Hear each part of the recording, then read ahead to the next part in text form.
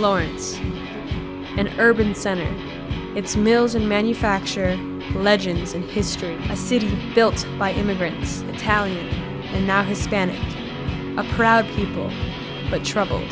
Our education in Lawrence, people are not going to college and they need more education.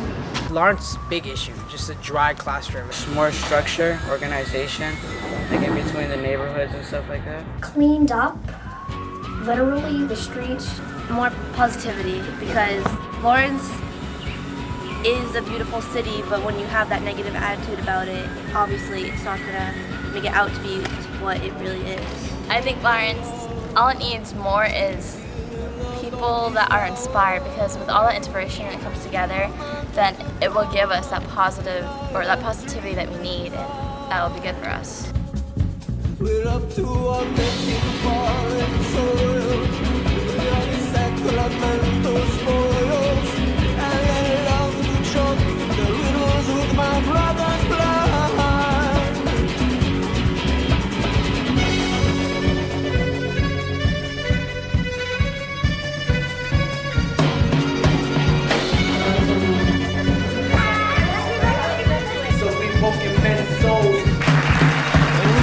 Andover Breadloaf, 3 weeks of creative writing with a very real goal in mind. Understand, when you write, it is your control of the world around you. Right. Time is now. See, Breadloaf has a unique formula. If kids write, they gain confidence in the face of adversity. It gives kids a voice. There's no judgment at all. Big personal growth program. They can take pride in who they are and where they came from. I am from a line of long, strong women who do what they have to do. I am from Lawrence, Mass, and some hard madera too. And they can heal. And more kids could learn how to write their emotions and feelings on paper and tell everybody that it's gonna be okay. I feel like they would stop doing some of the things that they do now. So I feel like Breadloaf gives everybody in Lawrence a chance.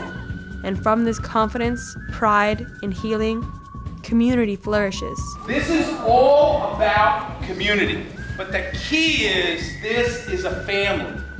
This is a family. But it's not just any community. It's an empowered community.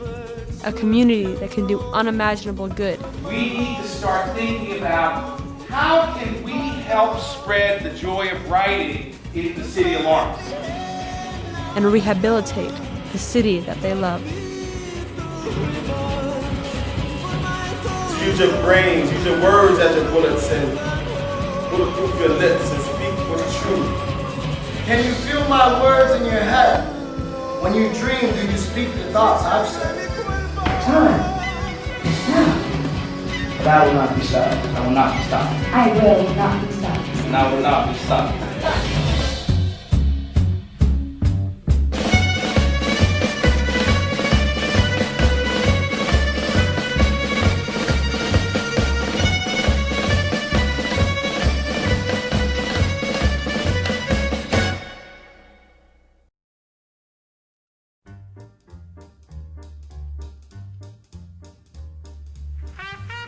Harlem, an urban center, a top destination in the early 20th century for a great migration of Southern African Americans looking to escape Jim Crow and to gain work during the Great War. Between 1900 and 1920, the number of African Americans in New York City doubled because of Harlem. Most Harlem residents were middle to lower class, living in cramped tenements and hosting rent parties simply to get by. And while poverty and racism and illegality existed, something began to stir in Harlem.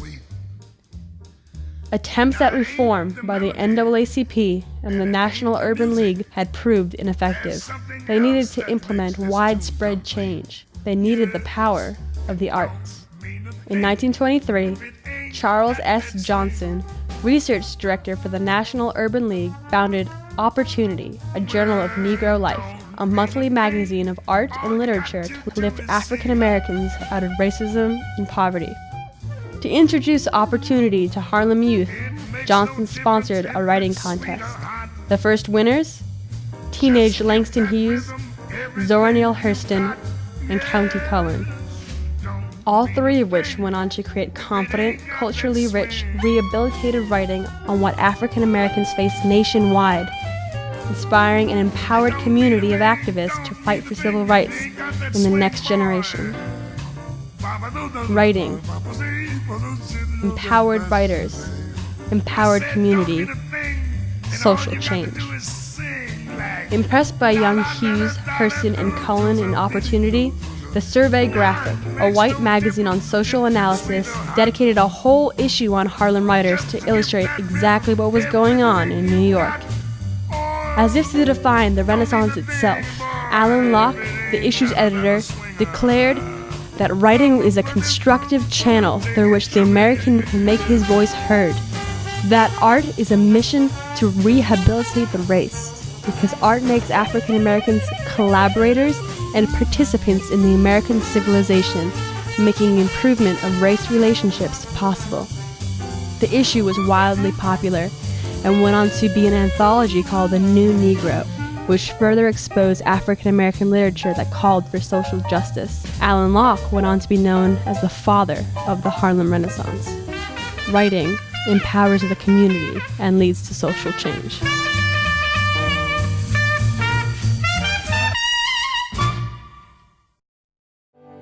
The parallels between the successes of Harlem and the potential of Andover breadloaf are undeniable. Writing, empowering the community to reform Lawrence. You ask me, what are you?